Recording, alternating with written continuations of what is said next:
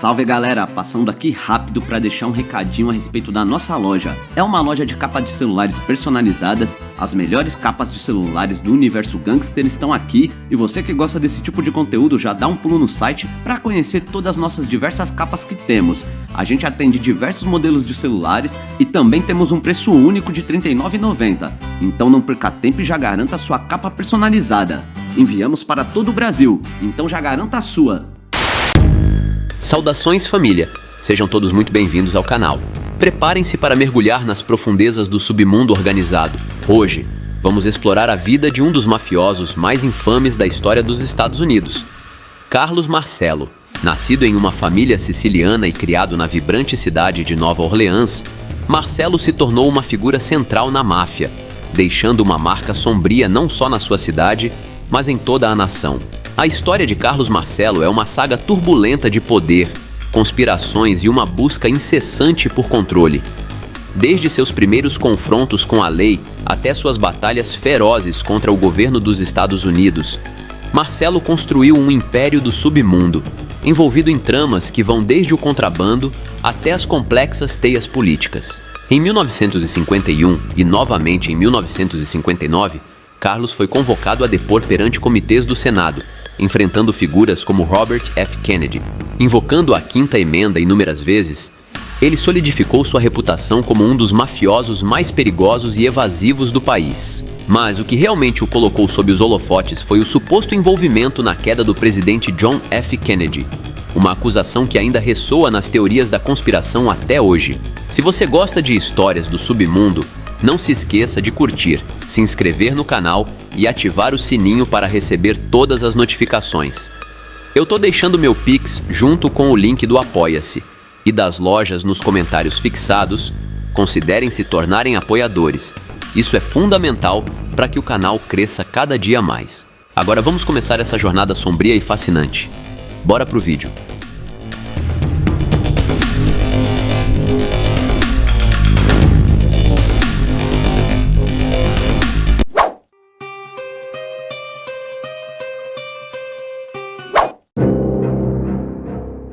Nos círculos do submundo organizado, um nome se destaca bastante: Carlos Marcello. Nascido em uma família siciliana e criado na vibrante cidade de Nova Orleans, Marcello ascendeu ao comando da máfia de Nova Orleans, com sua influência ultrapassando os limites da cidade. Seu reinado, uma saga turbulenta de desafio ao poder e conspirações sussurradas, deixou uma marca inquestionável no submundo e na nação. Desde seus primeiros confrontos com o sistema legal, até suas ousadas disputas com o governo dos Estados Unidos e suas supostas conexões com uma notória queda presidencial, a jornada de Carlos Marcello serve como uma ilustração sinistra de uma busca implacável por poder em um mundo envolto em escuridão e mistério. Esta é a exploração dessa jornada, uma viagem por um mundo onde poder, medo e sobrevivência eram as únicas moedas que importavam. Em 1910, um casal siciliano chamado Giuseppe e Luigia Minacori deram as boas-vindas ao seu filho Calogero Minacori na Tunísia. Pouco depois de seu nascimento, a família recebeu notícias de parentes nos Estados Unidos sobre melhores oportunidades na Louisiana. Giuseppe decidiu rapidamente viajar para Nova Orleans. Ao começar a trabalhar em uma empresa de açúcar, descobriu que seu supervisor compartilhava o mesmo sobrenome. Para evitar confusões, seu superior lhe atribuiu o sobrenome Marcello. Agora conhecido como Joe Marcello, ele trouxe sua esposa Luigia e seu filho Calogero, que ainda não havia visto, para se juntar a ele na Louisiana. A família adotou novos nomes, e Calogero se tornou Carlos Joseph Marcello. Em 7 de outubro de 1910, após uma travessia de 19 dias, o navio de passageiros Liguria, com 778 passageiros a bordo, chegou ao porto de Nova Orleans. Entre eles estava Luigia Farrugia Marcello, de 17 anos, e seu filho Carlos Joseph Marcello, de apenas 6 meses. Carlos foi batizado em Cartago, na paróquia de Santa Croce, em 28 de março de 1910. Crescendo em Nova Orleans, o jovem Carlos rapidamente se adaptou ao novo ambiente. No entanto, aos 14 anos, o apelo do dinheiro fácil e a influência do submundo da cidade provaram ser irresistíveis. Carlos abandonou a escola e começou a se imergir na cena do submundo, aprendendo com os gangsters experientes que operavam nas margens da máfia. Aos 18 anos, Carlos estava pronto para seguir seu próprio caminho. Em 1929, ele e 3 amigos roubaram um banco em Algiers, não muito longe da fazenda de seu pai na West Bank. Apesar de terem sido presos, o banco não apresentou queixas e eles nunca foram processados. No entanto, um subsequente assalto a uma mercearia levou à sua prisão. Em 28 de maio de 1930, Carlos foi condenado a cumprir de 9 a 12 anos na temida prisão estadual em Angola, onde ganhou o apelido de Faga, após o sucesso do personagem do romance de Dickens, Oliver Twist.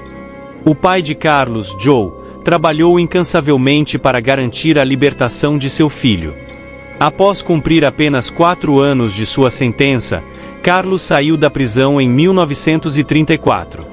Isso marcou um ponto de virada na vida de Carlos, que começou a se afastar de seus primeiros comportamentos mafiosos impulsivos para atividades mais organizadas e lucrativas. Suas experiências no submundo o moldaram, preparando-o para os desafios e triunfos que estavam por vir. Após sua libertação da prisão em 1934, Carlos Marcelo se viu em um ponto de inflexão.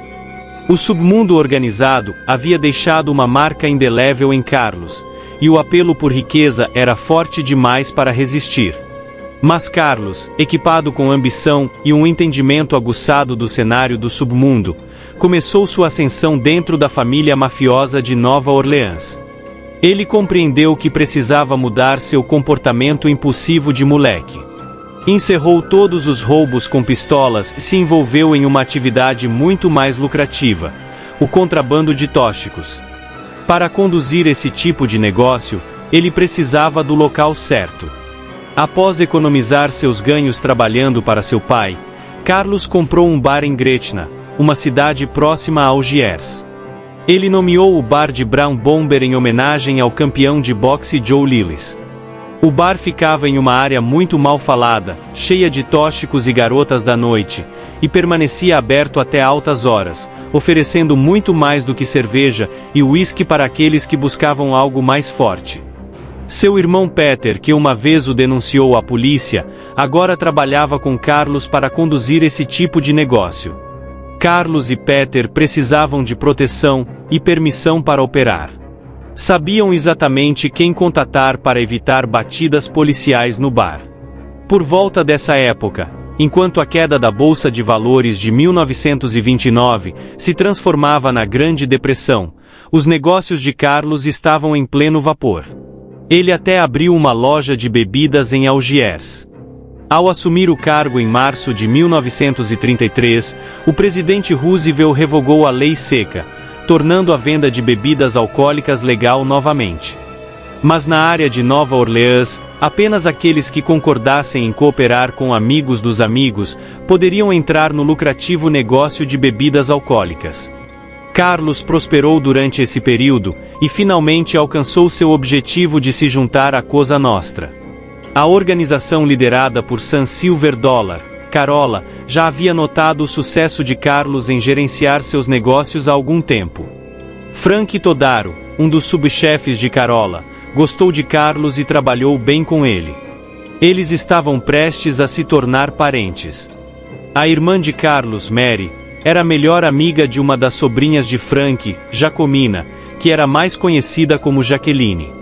Quando sua irmã se casou com Sam Lauria, um bom ítalo-estadunidense escolhido por Joe e Luigia para sua filha, Carlos foi o padrinho e Jack Todaro foi a dama de honra. Na igreja, Carlos não conseguia tirar os olhos de Jaqueline, e foi amor à primeira vista.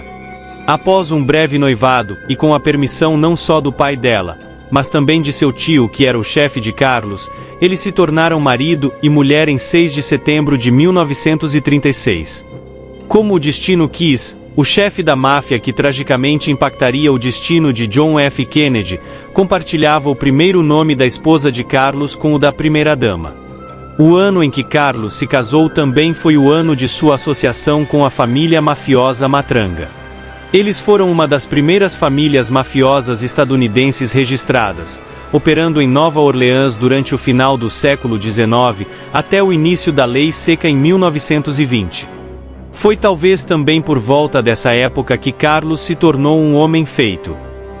Na década de 1940, apesar de estar na casa dos 30 anos, Carlos Marcelo já era um veterano experiente e altamente respeitado na máfia. Conhecido como Pequeno Homem, ele era uma força a ser reconhecida no submundo.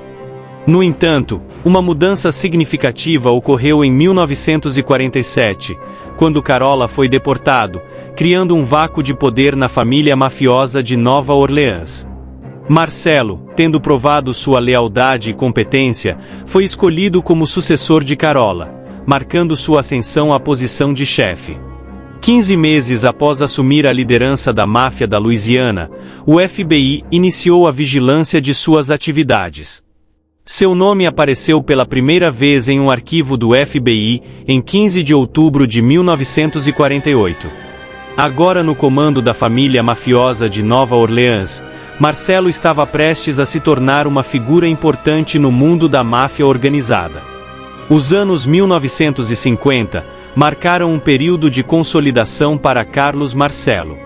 Agora um membro oficial da Cosa Nostra, Carlos estava determinado a expandir sua influência e poder dentro da família criminosa de Nova Orleans. Sua ambição não se limitava ao submundo do crime, ele também mirava o cenário político da Louisiana. As operações de Carlos cresceram em escala e sofisticação. Desde o contrabando até os jogos ilegais, ele estava envolvido em uma ampla gama de atividades e delitos. Seu bar, o Brown Bomber, continuava a prosperar e a servir como fachada para suas operações ilícitas. Mas as ambições de Carlos iam além de administrar um bar muito bem-sucedido. Ele era visionário e via grandes oportunidades no cenário político. Usando suas conexões e influência para manipular políticos e altos funcionários do governo local da Louisiana, Carlos buscava ganhar proteção contra a vigilância da lei, receber dicas sobre investigações e até mesmo moldar leis e regulamentos de maneiras que beneficiassem suas atividades. A Louisiana, e particularmente Nova Orleans, era conhecida por sua corrupção política, proporcionando um terreno fértil para Carlos exercer influência e consolidar seu poder. Ele também buscava fortalecer sua posição forjando alianças com outras figuras poderosas do submundo organizado. Ele se aliou ao lendário Meyer Lansky, um associado muito importante da família Genovese, e Frank Costello, outro chefe da máfia influente. Essas alianças permitiram que Carlos expandisse suas operações e aumentasse sua influência dentro da Cosa Nostra. Apesar de sua crescente proeminência, Carlos era conhecido por sua extrema discrição e determinação em evitar notoriedade fora de seu território. Essa abordagem manteve Carlos fora da infame cúpula da máfia em Appalachian, Nova York, em 1957, lhe permitindo evitar a repressão policial que se seguiu.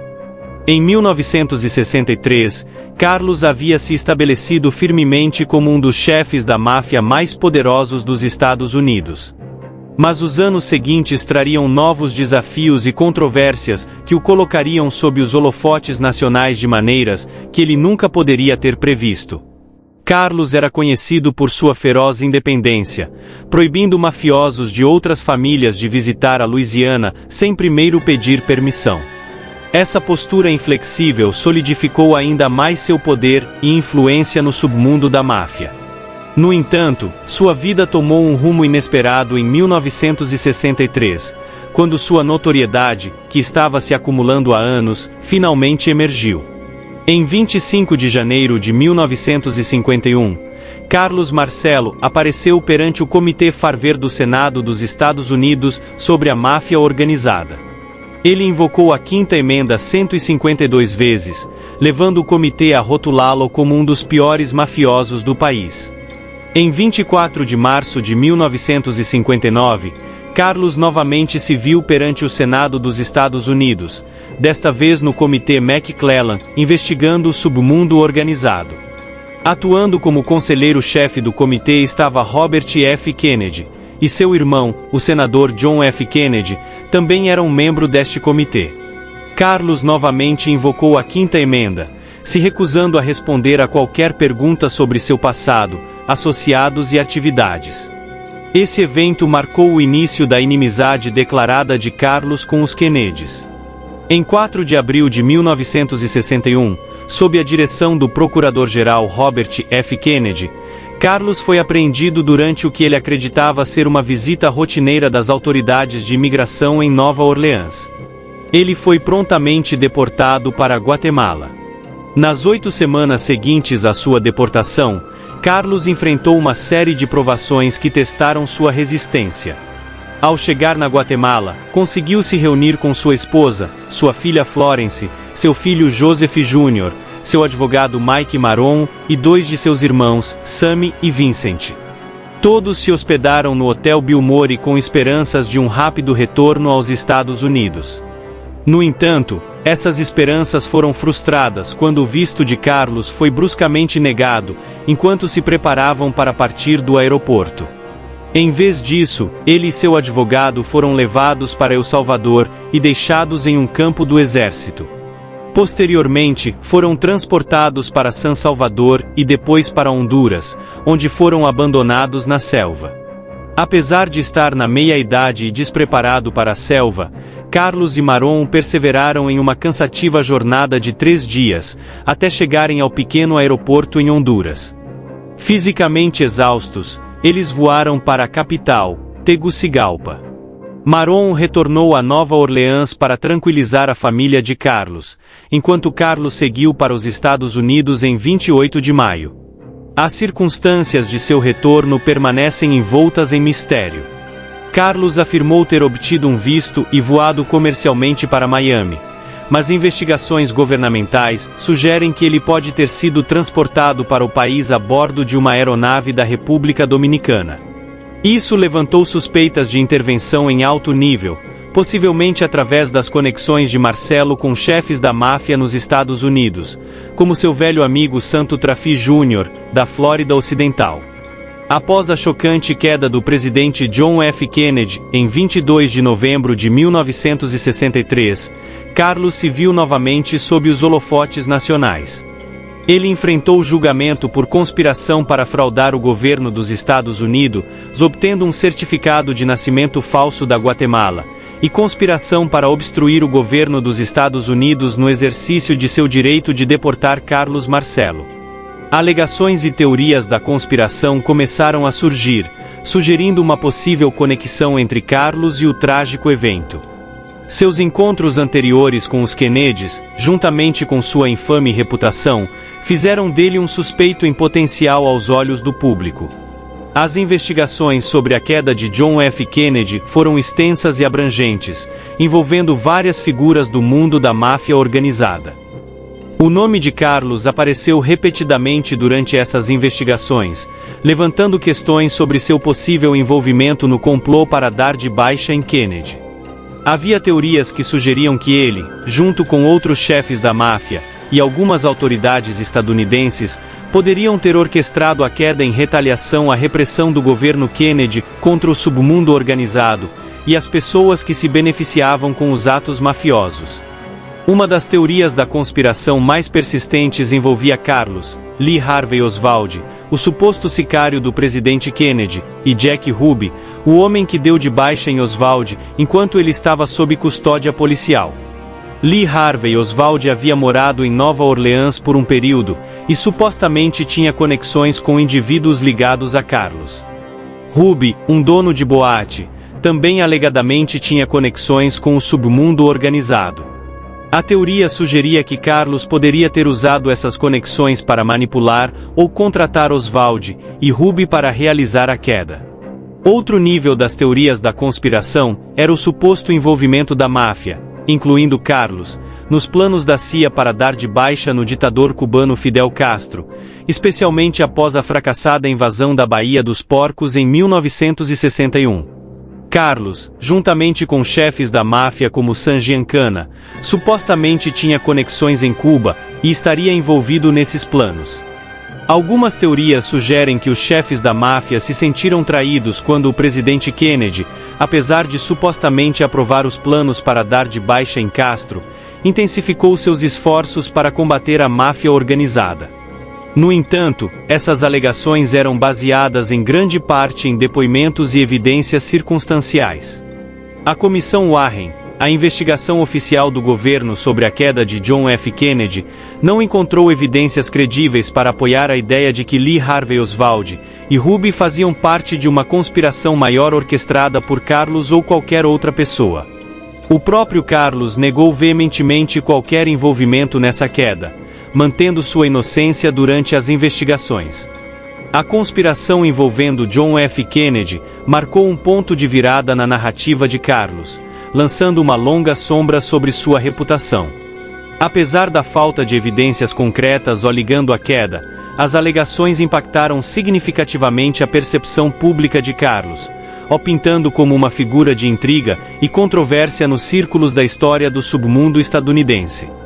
Este capítulo na vida de Carlos destacou a extensão de sua influência e a profundidade de suas conexões dentro do submundo mafioso. No entanto, também sublinhou a natureza precária de sua posição, enquanto ele navegava por uma complexa teia de alegações, investigações e escrutínio público. Após sua postura desafiadora contra os Kennedys e sua insistência na independência de outras famílias do submundo, Carlos Marcelo enfrentou uma série de batalhas legais após o intenso escrutínio das investigações sobre a queda do presidente Kennedy. Suas alegadas conexões com o submundo organizado e seu suposto envolvimento em várias atividades ilegais o tornaram um alvo para as autoridades. Nas décadas de 1960 e 1970, Carlos foi levado a julgamento em várias ocasiões. As acusações variavam de extorsão a conspiração para fraudar o governo dos Estados Unidos. Apesar da crescente pressão legal, Carlos manteve sua inocência e continuou a operar sua empresa mafiosa. No entanto, na década de 1980, a sorte de Carlos acabou. Ele foi condenado por extorsão e sentenciado à prisão. A condenação marcou uma queda significativa para o outrora poderoso chefe da máfia. O tempo de Carlos na prisão foi desafiador, mas não quebrou seu espírito. Ele cumpriu sua sentença e foi libertado em 1989. Já na casa dos 70 anos, Carlos optou por levar uma vida relativamente tranquila. Nos anos que se seguiram à sua libertação, Carlos manteve um perfil discreto. O homem que já havia sido um dos chefes da máfia mais poderosos dos Estados Unidos agora foi intencionalmente esquecido. Ele viveu seus últimos anos em relativa obscuridade, um contraste marcante com o poder e a influência que outrora exercera. Carlos faleceu em 1993, deixando um legado complexo. Sua vida foi um testemunho de sua adaptabilidade, ambição e resiliência. Por fim, apesar das controvérsias e batalhas legais, Carlos Marcelo permaneceu uma figura significativa na história da máfia organizada estadunidense.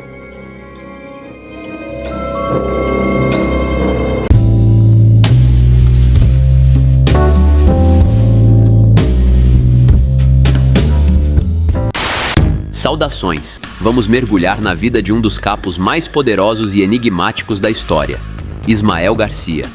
Prepare-se para conhecer os segredos, as estratégias e os mistérios que envolvem este homem que por décadas desafiou as autoridades e dominou o contrabando no México. Sinaloa é conhecida como o berço de muitos dos mais notórios capos do México, e Ismael não é exceção. Ele começou a se destacar nos anos 80, quando a organização de Guadalajara estava ganhando força. Ao lado do Bigode, ele ajudou a transformar a organização de Sinaloa em uma das mais poderosas do mundo. Mas, diferente de muitos de seus colegas, ele sempre preferiu manter um perfil baixo, evitando os holofotes e a notoriedade que tantos outros buscavam.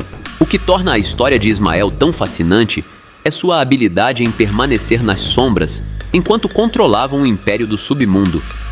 Ele é conhecido por sua astúcia, capacidade de adaptação e principalmente por sua habilidade em formar alianças estratégicas. Durante décadas, ele conseguiu evitar a captura, algo que poucos de seus pares conseguiram. Neste vídeo, vamos explorar a vida de Ismael, desde seu humilde começo até se tornar capo de capos. Vamos revelar os segredos de sua longevidade no submundo, analisar suas estratégias e entender como ele conseguiu se manter no topo por tanto tempo. Se inscreva no canal, ative o sininho para não perder nenhum vídeo. Eu tô deixando meu Pix junto com o link do Apoia-se e das lojas nos comentários fixados. Considerem se tornarem apoiadores, isso é fundamental para que possamos desenvolver o canal cada vez mais. Agora preparem-se para uma viagem ao coração de Sinaloa.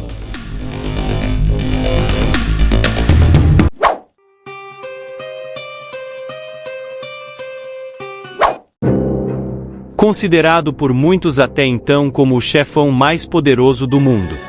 Com uma carreira no submundo de mais de 50 anos de experiência, ele conseguiu se manter longe das autoridades e superar todos os golpes das organizações rivais.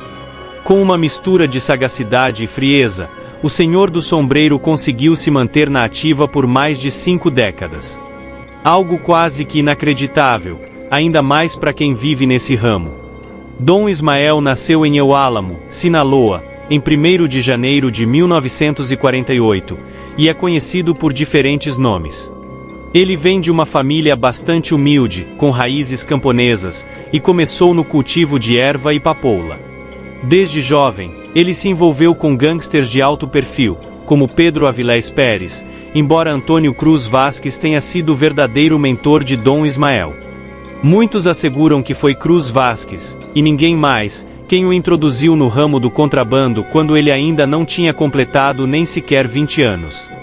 Naquela época, nosso protagonista conseguiu juntar uma certa quantia de grana e comprar algumas cabeças de gado.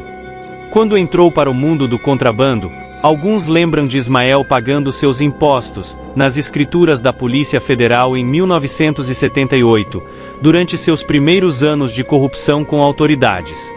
Ele também viveu de perto a época em que os contrabandistas se tornaram um aparato da política para a CIA e testemunhou como o contrabando se transformou em um excelente negócio para a corrupta classe política dos dois países.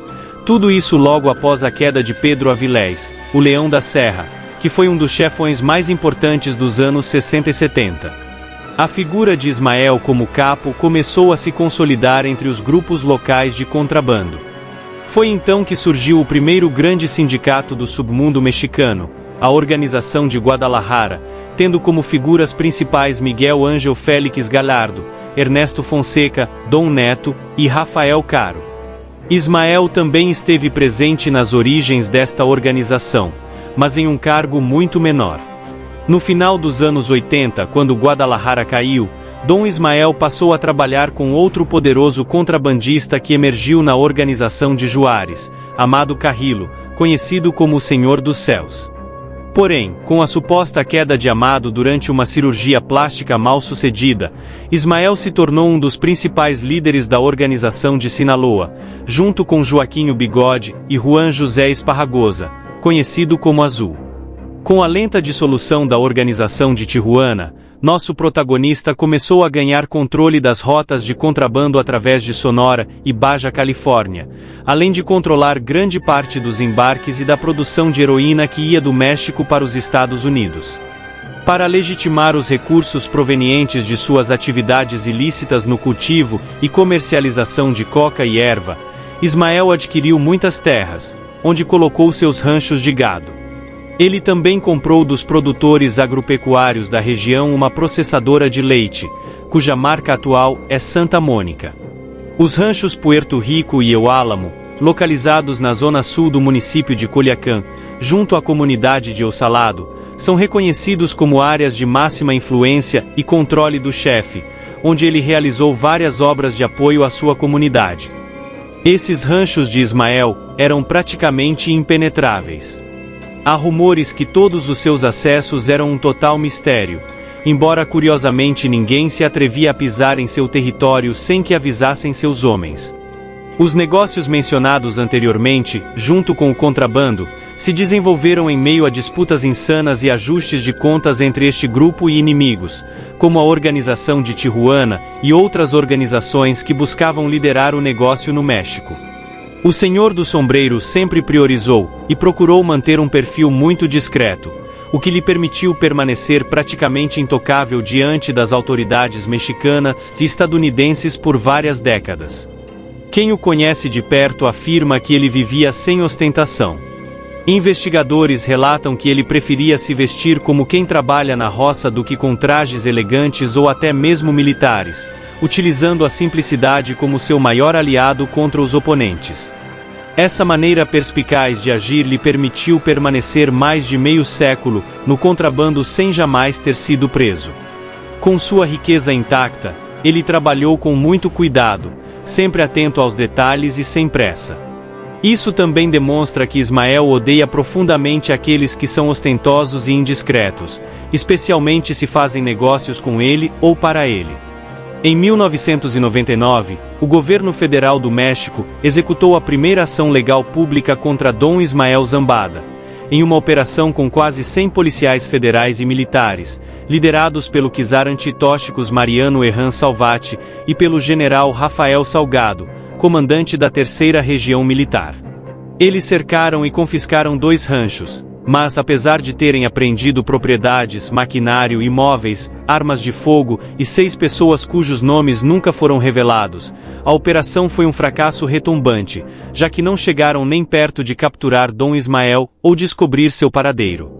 Talvez, no momento da operação, ele estivesse muito longe do local. Semanas depois, os bens apreendidos tiveram que ser liberados após protestos e pressões da suposta proprietária, Rosário Niebla, que afirmou ter se divorciado do contrabandista anos antes. Em 2012, o governo dos Estados Unidos colocou uma recompensa de $5 milhões pela cabeça de Dom Ismael, um valor pequeno comparado ao que o Senhor do Sombreiro podia pagar por sua proteção. Se sabe que ele possui várias propriedades onde podia se esconder em Jalisco, na Cidade do México e em Sinaloa. Os rumores dizem até que ele é dono de um hotel chamado de Dom Ismael, localizado no centro de Culiacán. No final dos anos 90 e início dos anos 2000, após a primeira fuga de Joaquim o Bigode, Ismael, junto com El Azul, criou um grande monopólio na organização de Sinaloa, se estabelecendo como a organização mais poderosa do México. Com Sinaloa, o Senhor do Sombreiro trabalhava com Joaquim o Bigode através de seu filho Vicente, que realmente desempenhou um papel importantíssimo na organização, coordenando o envio de várias toneladas de coca de diferentes países da América Central e do Sul, passando pelo México, com destino aos Estados Unidos. As operações da DEA afirmaram que Ismael se destacou como o contrabandista mais poderoso e consolidou a organização de Sinaloa como uma das mais sólidas no mercado. Para o público geral, o capo mais conhecido e mais mencionado pelas autoridades, por seu poder e seus famosos escapes, é Joaquim, conhecido por aqui no canal como o Bigode. No entanto, investigadores afirmam que sempre existiu um chefe acima dele, e esse seria nosso protagonista, Ismael, também conhecido como o Senhor do Sombreiro. Se diz que foi Ismael quem ajudou Joaquim a escapar de Puente Grande, e o acolheu em sua organização. Azul também auxiliou o Bigode a manter seus negócios, enquanto ele estava na prisão desde 1993. Os investigadores continuam dizendo que Dom Ismael era um mentor e uma grande influência para Joaquim. Alguns tentam explicar como o Bigode transformou a organização de Sinaloa em uma das empresas do submundo mais poderosas do planeta, e afirmam que isso aconteceu quando as organizações na Colômbia assumiram um papel menor no contrabando. Foi então que Ismael e Joaquim aproveitaram a oportunidade. Joaquim o Bigode passou pouco mais de 7 anos na prisão e lá perdeu bastante poder, mas gradualmente foi se tornando um líder poderoso no contrabando. Contudo, aponta-se Dom Ismael como o homem por trás disso, pois ele confiou em Joaquim, estabelecendo uma rede entre eles e a coordenando com alguns dos capos mais poderosos do México. Se aproveitando da queda da família Arellano Félix após o fim de Ramón Arellano, enquanto a mídia e o público acreditavam que Joaquim o Bigode era o chefe máximo à frente de Sinaloa, a verdade é que esse papel pertencia a Dom Ismael, que, como mencionado anteriormente, sempre optou por ficar nas sombras, preferindo passar despercebido e mantendo um perfil muito discreto. Joaquim o Bigode era inteligente e tinha a capacidade de eliminar quem quer que fosse com suas ordens. Por isso Ismael não precisava se envolver diretamente em decisões difíceis, como dar de baixa em certos funcionários ou personagens de organizações rivais. Dom Ismael se tornou uma grande lenda nas montanhas de Sinaloa, que acabaram se tornando seu refúgio ao longo de sua trajetória de mais de 50 anos no mundo do contrabando. Apesar das diversas mega-operações das forças de segurança de elite contra ele, nunca conseguiram capturá-lo. Se comenta inclusive que foi Ismael quem organizou a segunda fuga de Joaquim para aliviar e dividir a pressão das autoridades mexicanas sobre ele.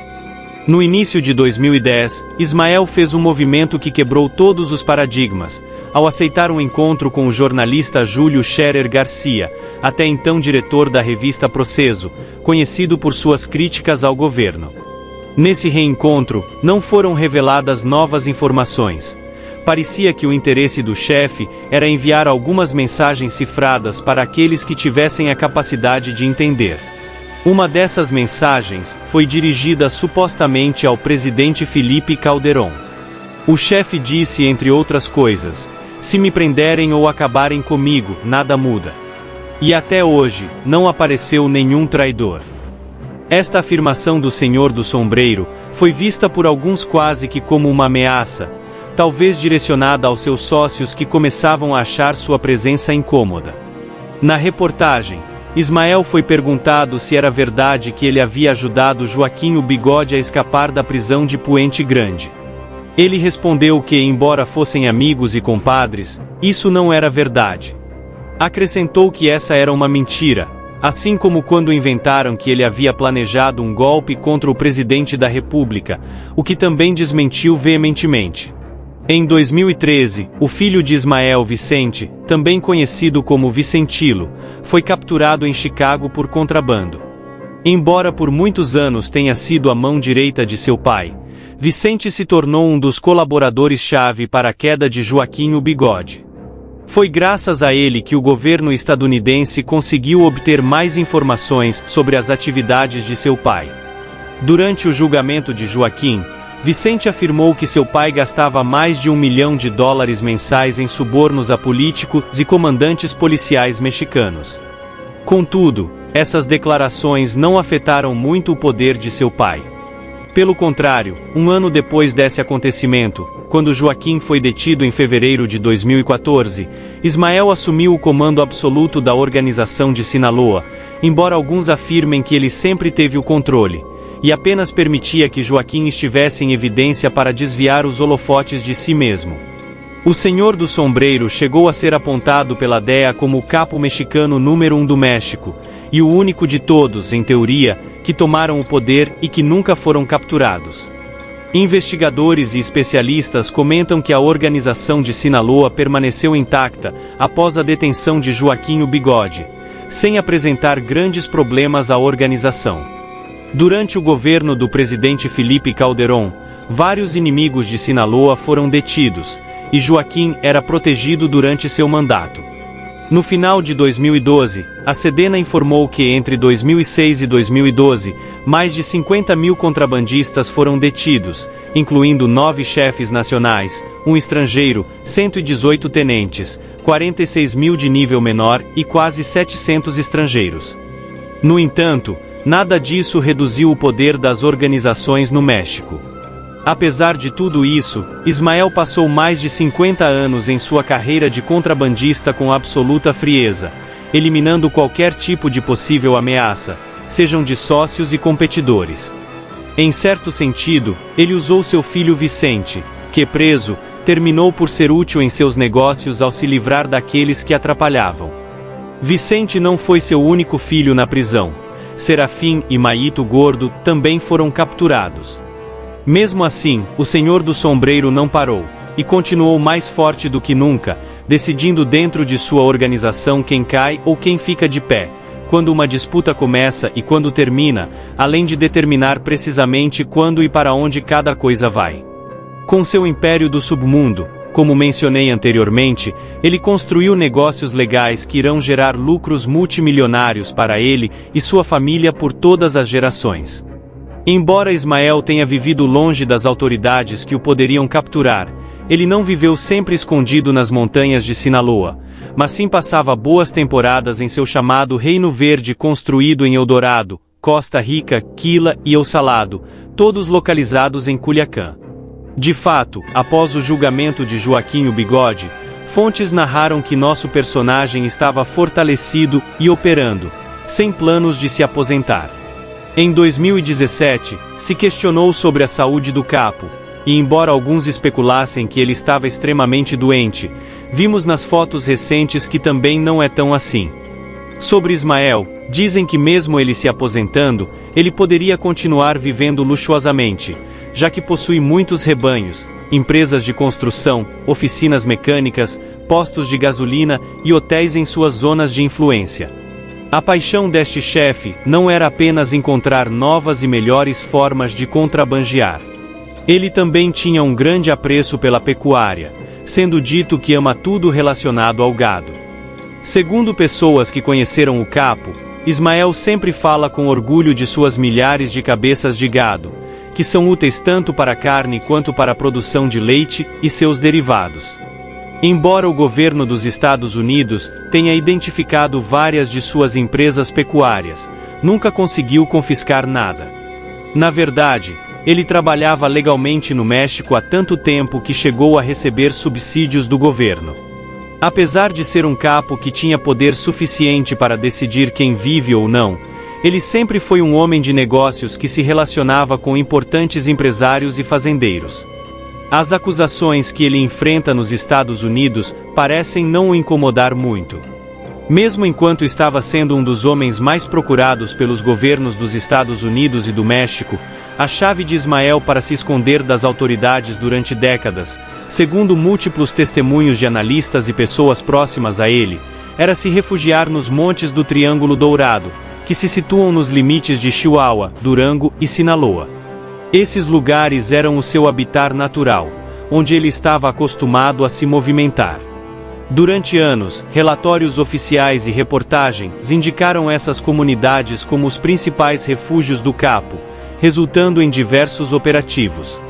No entanto, nada foi concretizado, seja porque ele se escondia muito bem, ou porque tinha fontes no governo que o avisam sobre os operativos antes de eles acontecerem. De fato, o próprio Ismael comentou em uma entrevista que o monte era sua casa, sua família, sua proteção e sua terra. Na mesma entrevista, quando perguntado se algum dia seria capturado, ele respondeu que poderia ser a qualquer momento ou talvez nunca. Confessou ainda que, em 4 ocasiões, sentiu o exército mexicano por perto, mas se sentisse medo de ser preso, manifestaria a possibilidade de dar baixa nele mesmo. Ismael continuou dizendo que conhecia as trilhas e os riachos do monte, e sabia como se mover por lá. Acrescentou que, se ficasse parado ou se descuidasse como Joaquim o Bigode, esse seria seu fim. Em Sinaloa, todos falam sobre Ismael, mas ninguém menciona seu nome publicamente. Conhecem suas propriedades, os negócios dele e de sua família, suas obras de beneficência pública, mas quando questionados ninguém sabe de nada, então ninguém se atreve a perguntar. Sua trajetória e negócios renderam muitas histórias, ajustes de contas e atos de generosidade, mas poucos artigos jornalísticos. Esses artigos ganharam certo destaque, após tantos operativos contra ele não obterem sem sucesso. Até meados de seus 76 anos, existem pouquíssimas imagens dele, tirando as recentes. Há mais de 2 décadas, as autoridades mexicanas explicaram que a razão pela qual não existiam muitos registros visuais dele se devia a cirurgias plásticas. De acordo com a PGR, o capo mudou sua aparência física após uma cirurgia facial, que teria ocorrido em algum momento de 2002 ou antes, quando a organização de Sinaloa começava a consolidar sua posição na cena do contrabando mexicano. As informações fornecidas pelo procurador na época relataram que a fotografia evidenciou uma mudança notória em seu rosto, indicando que ele havia passado por várias cirurgias. Segundo fontes jornalísticas, as autoridades explicaram que a PGR só possuía uma fotografia muito antiga de Ismael, na qual ele aparecia como um homem obeso e com bigode, e na outra foto, ele aparecia magro e sem bigode.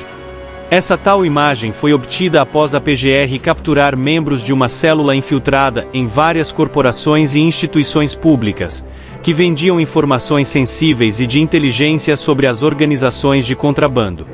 Apesar disso, ele conseguiu permanecer em liberdade por anos graças à corrupção no México.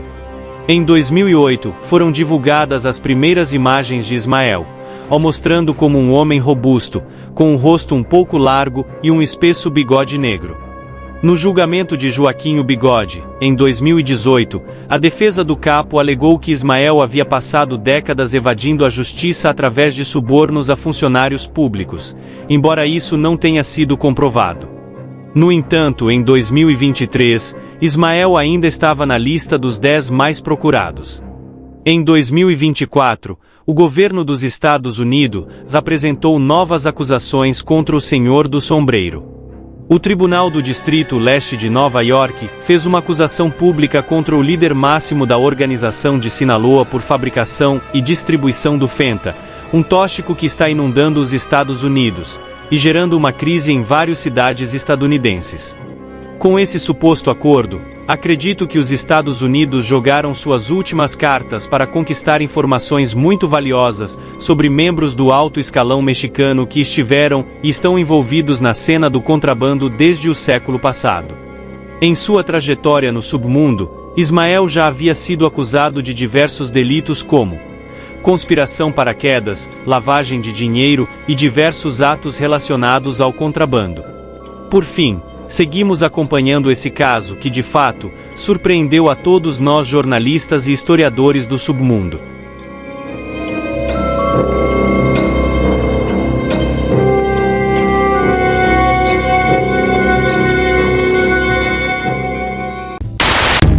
Saudações, família! Nos becos escuros e nas ruas movimentadas da Nova York dos anos 1920, uma nova ordem estava sendo estabelecida. Homens com nomes que se tornariam lendários emergiam das sombras, construindo impérios baseados em jogos de azar, contrabando e corrupção. Entre eles, 3 figuras se destacavam: Charles Luciano, Vito Genovese e Frank Costello. Hoje, vamos explorar a vida do mais inteligente e discreto desses chefes. Frank Costello, o primeiro-ministro do submundo. Enquanto Luciano era conhecido por sua astúcia, e Genovese pelo seu desejo implacável de poder, Costello navegava pelo submundo com uma inteligência afiada e uma discrição que o diferenciava dos demais. Costello rapidamente se destacou na cena da máfia, construindo uma rede de influência que se estendia além das fronteiras do submundo. Suas habilidades diplomáticas e seu entendimento dos meandros políticos o tornaram um conselheiro valioso para Luciano, e, eventualmente, o chefe da família que hoje conhecemos como a família Genovese. Neste vídeo, mergulharemos na vida de Frank Costello, explorando sua ascensão, os momentos críticos de sua carreira na máfia e, finalmente, sua retirada estratégica do submundo. Como ele conseguiu sobreviver onde tantos falharam. E o que o tornou uma figura tão única na história da máfia americana. Se você gosta deste tipo de conteúdo, não se esqueça de curtir o vídeo e se inscrever no canal. Eu tô deixando meu Pix junto com o link do Apoia-se e das lojas nos comentários fixados. Considerem se tornarem apoiadores. Isso é fundamental para que o canal cresça cada dia mais. Agora vamos começar. Bora pro vídeo!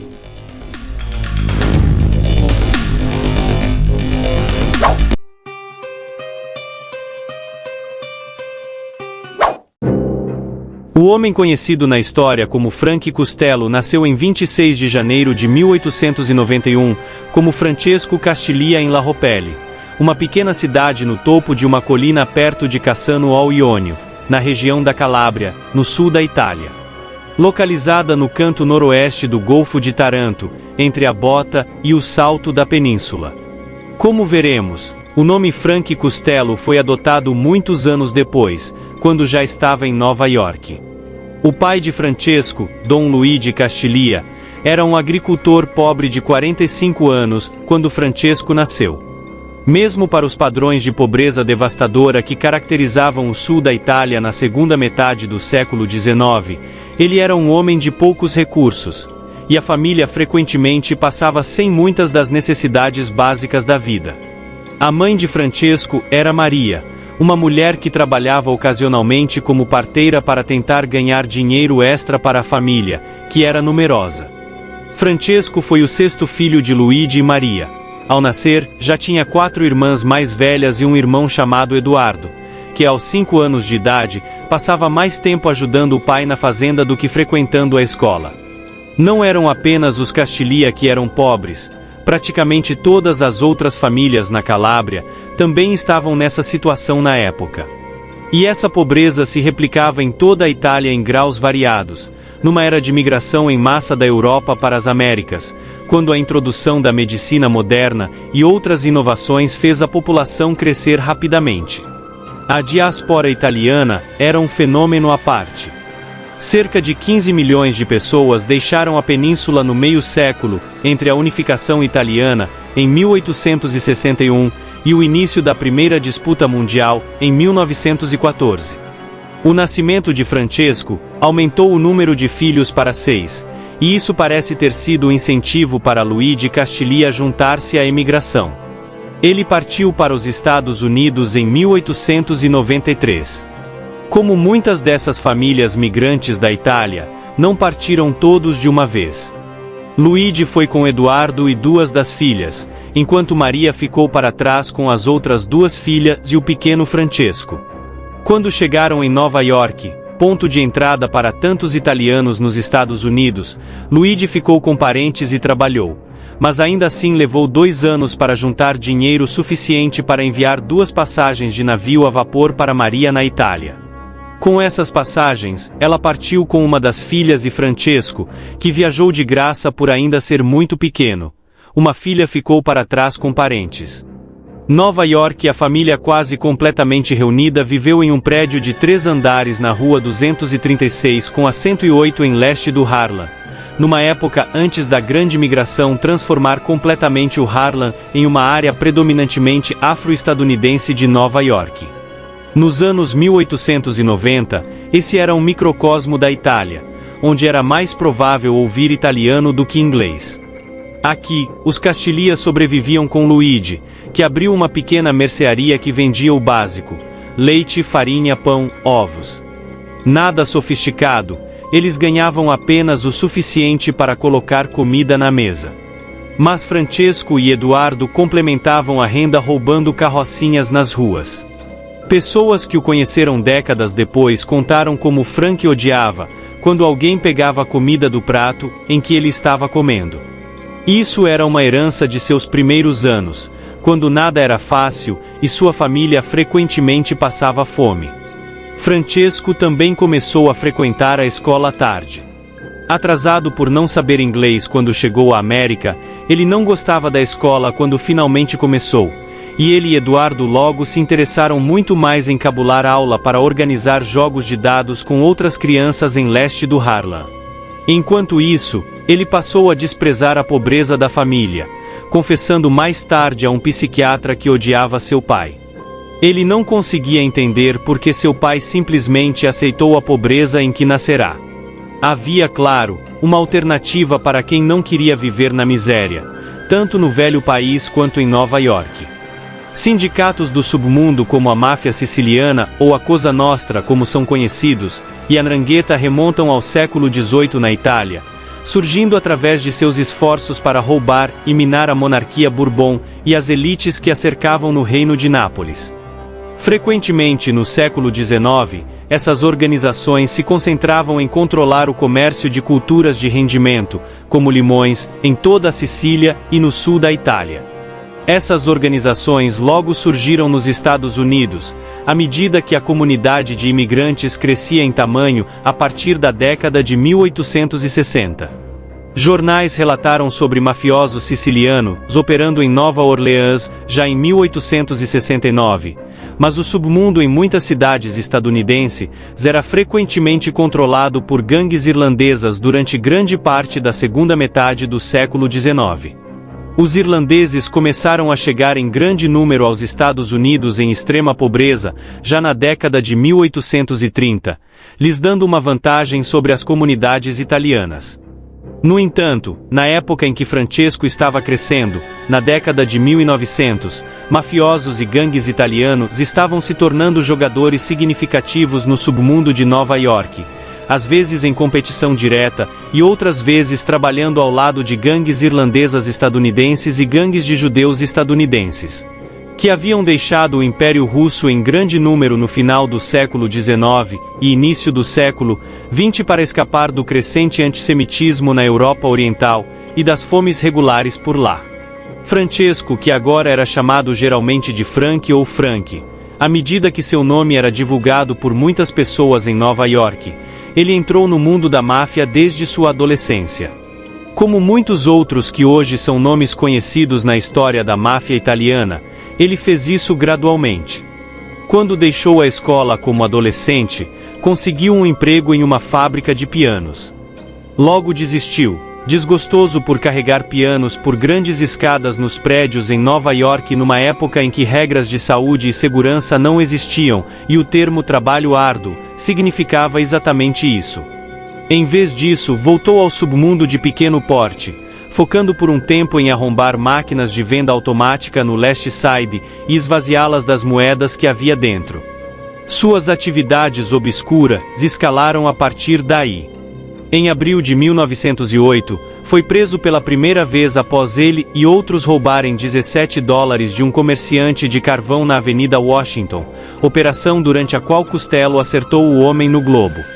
Milagrosamente, as acusações foram retiradas e ele foi libertado.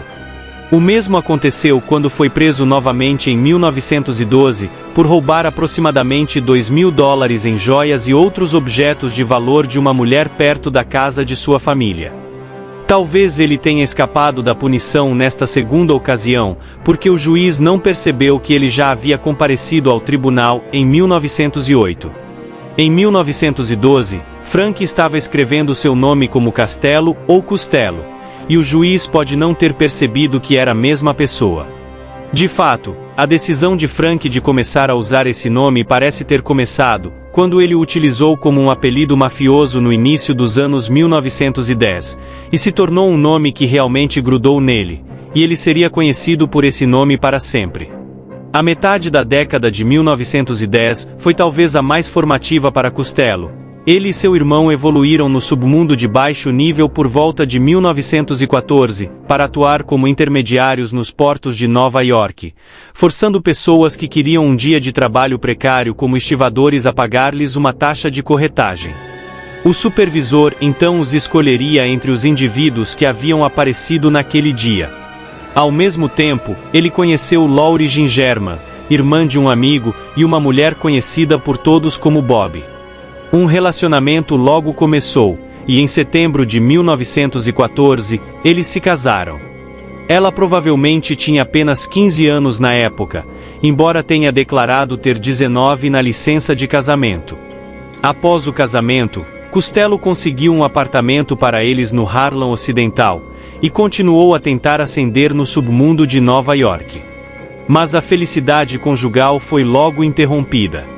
Em março de 1915, ele foi preso por porte de equipamento bélico e acabou diante de um juiz novamente. Desta vez, deu seu nome como Frank Saverio, usando o nome de solteira de sua mãe. No entanto, esse juiz era um investigador melhor, e informou ao advogado de Costello que esta era a terceira vez que ele estava diante de um tribunal, após os incidentes de 1908 e 1912. Usando um nome diferente em cada ocasião, ele sentenciou Costello a 1 ano de prisão, e ele foi enviado para o que então era conhecido como Ilha do Bem-Estar, hoje Ilha Roosevelt, a leste de Midtown Manhattan.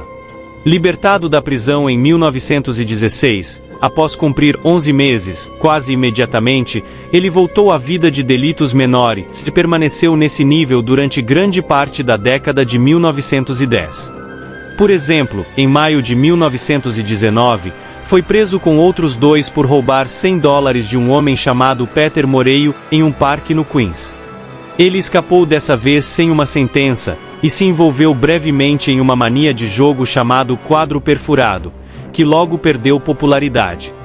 A vida poderia ter continuado assim para Costello, mas no início da década de 20 sua sorte mudou enormemente, quando o governo dos Estados Unidos proibiu a venda e o fornecimento de álcool.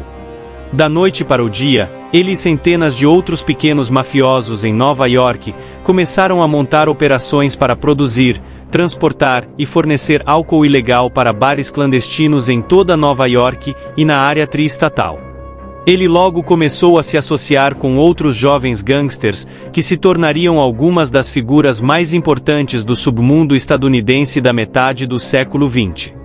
Italianos como Charles Luciano e Vito Genovese, e a figura mais sênior do submundo italiano durante grande parte dos anos 1920, Joe Masseria, bem como mafiosos judeus como Meyer Lansky e Bugsy Siegel. No topo da pirâmide estava Arnold Rothstein, um judeu estadunidense que tinha interesses em toda a costa leste em jogos de azar, contrabando e muitos outros empreendimentos ilícitos.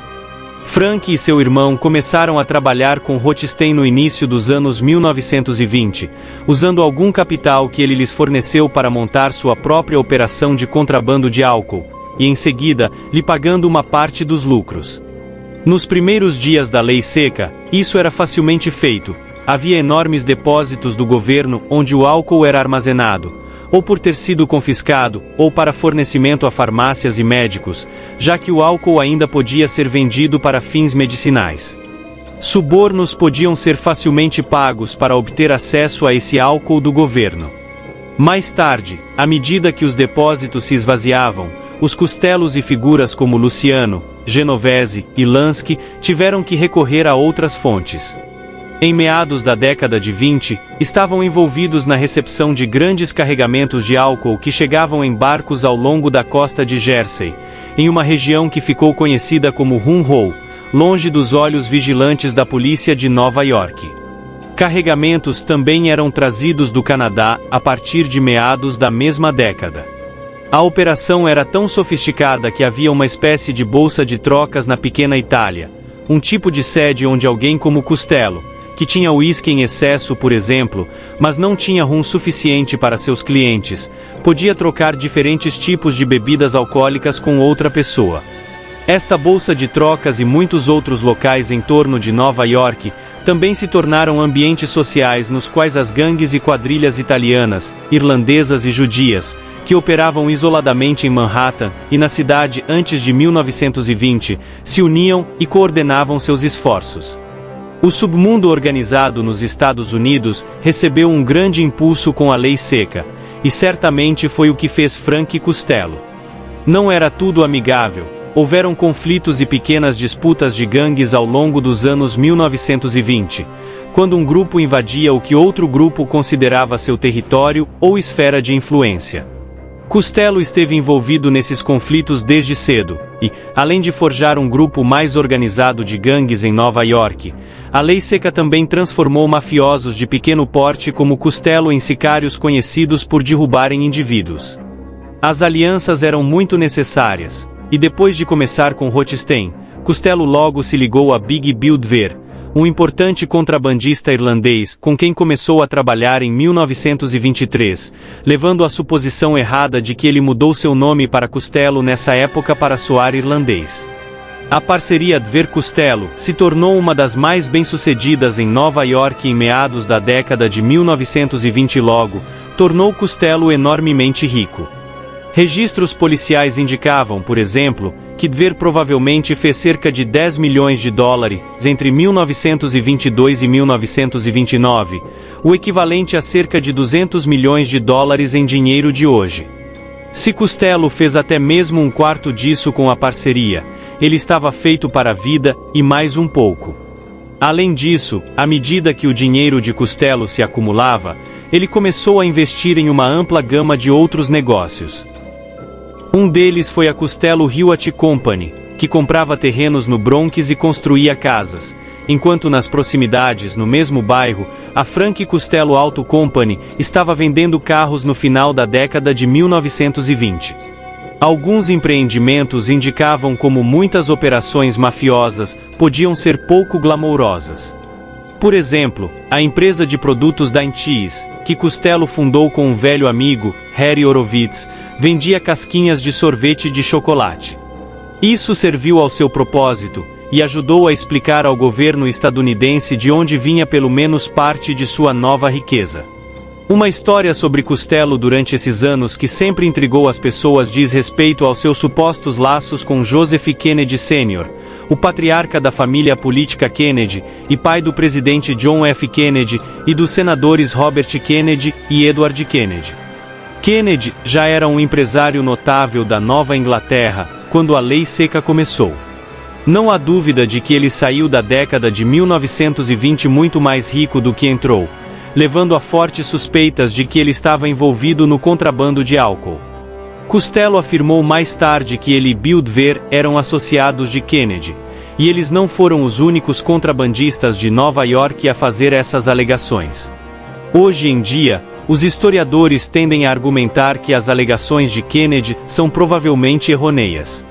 Mas pelo menos uma biografia de Costello menciona um incidente no final da década de 1940, quando um advogado de Frank visitou sua casa em Nova York. Quando chegou lá, Costello estava ao telefone, e quando desligou, o advogado perguntou com quem ele estava falando. E o mafioso respondeu: apenas aquele Kennedy de Boston. Se isso indica que Kennedy era um antigo conhecido do contrabando dos anos 1920, ou se foi apenas um exemplo de como políticos e figuras do submundo organizado já estavam entrelaçados nos Estados Unidos no meio do século XX, não é totalmente claro. Em 1928, a política de Nova York mudou dramaticamente, e em 4 de novembro de 1928, Arnold Rothstein foi baleado em Nova York e caiu 2 dias depois. Ele havia se recusado a pagar uma grande quantia de dinheiro que perdeu em uma sessão de jogo, totalizando cerca de $350 mil. Rothstein poderia facilmente ter pago, mas acreditava que o jogo de pôquer em que estava envolvido era fraudado. Sua queda deixou um grande vazio no submundo de Nova York. Rothstein, de muitas maneiras, era a cola que mantinha grande parte das atividades ilegais juntas durante os anos 1920, financiando pequenos operadores como Costello no início da Lei Seca, e no processo, permitindo que emergissem como grandes mafiosos. Além disso, ele tinha um dedo em todas as atividades, desde jogos de azar até contrabando, e até fraudes de seguros e títulos do tesouro. Com sua queda, seu império foi dividido por um grande número de diferentes pessoas, com vários líderes de famílias mafiosas italianas, como Joe Masseria e Charles Luciano, emergindo mais fortes do que nunca. Costello se aproximou de Masseria e Luciano nos meses que se seguiram. Mas a queda de Rothstein também semeou as sementes de futuros conflitos. No início de 1930, uma disputa estava se formando entre as diferentes gangues e famílias em toda Nova York. Em particular, havia um conflito iminente entre Joe Masseria, com quem Costello, Luciano e Genovese estavam intimamente alinhados, e um novo emergente, Salvatore Maranzano, que havia chegado a Nova York vindo da Sicília em 1925. As coisas chegaram a um ponto crítico quando Masseria ordenou que Luciano e Genovese dessem de baixa em Gaetano Reina, um ex-associado deles, em abril de 1930, depois que ele começou a trabalhar para Maranzano. Isso resultou em um conflito total conhecido como Guerra Castellamarese, em homenagem à cidade de Castellammare del Golfo, na Sicília, de onde Maranzano e vários de seus associados mais próximos vieram. A treta durou 14 meses até que Luciano, Costello e Genovese traíram Masseria e o deram de baixa. Posteriormente, Maranzano se declarou o capo de Tutti Capi, o chefe dos chefes, e exigiu que todas as famílias mafiosas de Nova York e da área lhe pagassem tributos. Isso se mostrou inaceitável para Luciano, Costello e Genovese, e temendo que Maranzano acabasse com eles, em setembro de 1931, Eles agiram preventivamente e contrataram alguns sicários judeus para acabar com Maranzano em seu escritório em Manhattan, no dia 10 de setembro. Isso deixou Luciano, e por extensão, figuras como Costello e Genovese, em uma posição de poder sem precedentes. Após a disputa Castellan-Marese e o breve domínio de Maranzano como chefe dos chefes, Luciano poderia muito bem ter reivindicado uma posição como seu sucessor. No entanto, quando os chefes dos muitos grupos ítalo-estadunidenses se reuniram em Chicago algum tempo depois para uma reunião convocada por Luciano, uma abordagem diferente foi adotada. Luciano sugeriu que uma comissão fosse formada, composta pelos chefes das 5 famílias de Nova York, além dos chefes da máfia em Buffalo e Chicago. A comissão de 7 membros seria presidida por Luciano. No entanto, ele recusou a posição de chefe dos chefes, afirmando mais tarde que isso apenas geraria inveja e o tornaria um homem marcado em pouco tempo. Assim, a comissão foi estabelecida no final de 1931, como o novo órgão governante da máfia italiana. Luciano absorveu algumas das operações da família Maranzano na família Luciano. Ele a lideraria com Genovese como seu segundo em comando, e Costello atuando como conselheiro, um assessor principal ou braço direito de Luciano. Com a máfia entrando em um período de paz e cooperação após a disputa Castellan-Marese e a queda de Maranzano, o fim da lei seca estava se aproximando, à medida que o governo admitia que não havia funcionado e havia levado a níveis intensos de rixas em todo o país. Com o fim do comércio de bebidas alcoólicas em 1933, uma das principais áreas de expansão a partir de então foi o jogo, com todos os tipos de jogos sendo ampliados, e claro, notavelmente as máquinas caça-níqueis. Muitas dessas máquinas foram adquiridas pela máfia em Chicago e enviadas para Nova York. Essas ocupavam uma área cinzenta legal, parecendo como jogos de azar de algum tipo, em vez de jogo real, e proliferaram no início dos anos 1930. A distribuição dessas máquinas em Nova York e de outros tipos de jogos de azar foi central para as linhas de renda de Costello. Com o fim da lei seca, foi particularmente preocupante para Costello quando Fiorello LaGuardia foi eleito prefeito de Nova York em 1933 e iniciou seu mandato no começo de 1934, com uma grande repressão ao jogo, incluindo as máquinas caça-níqueis. Costello encontrou uma solução em um local improvável, que apontava para a expansão dos tentáculos da máfia ítalo-estadunidense nos anos 1930. Após a repressão de LaGuardia, Costello tinha cerca de $1 milhão em máquinas caça-níqueis armazenadas em depósitos em Nova Jersey. Tendo-as movido para fora de Nova York no início de 1935, ele fez um arranjo incrível com um dos personagens mais coloridos da era da Grande Depressão.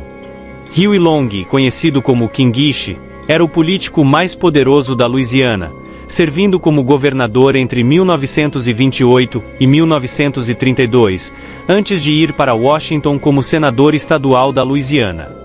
Lá, ele se tornou um dos principais opositores do novo acordo do presidente Roosevelt, mas ao contrário de muitos que criticavam Roosevelt por ser socialista, Long afirmava que Roosevelt não estava indo longe o suficiente em suas políticas. O acordo de Long com Costello era para trazer suas máquinas caça-níqueis do Tri-State para o Bayou. Assim, na primavera de 1935, cerca de 1.000 máquinas caça-níqueis da máfia foram instaladas em vários locais ao redor de Nova Orleans, em um acordo no qual Costello pagaria a Long $40 mil por ano para as instituições de caridade de Nova Orleans.